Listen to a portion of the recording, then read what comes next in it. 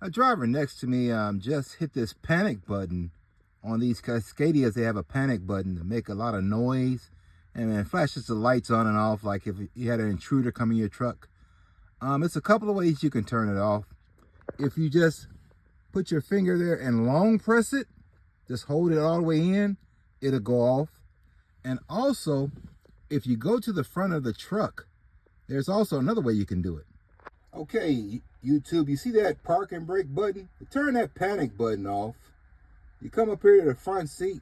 All you got to do is press that parking button in, and all of a sudden you'll see the alarm goes off and the lights stop blinking on and off.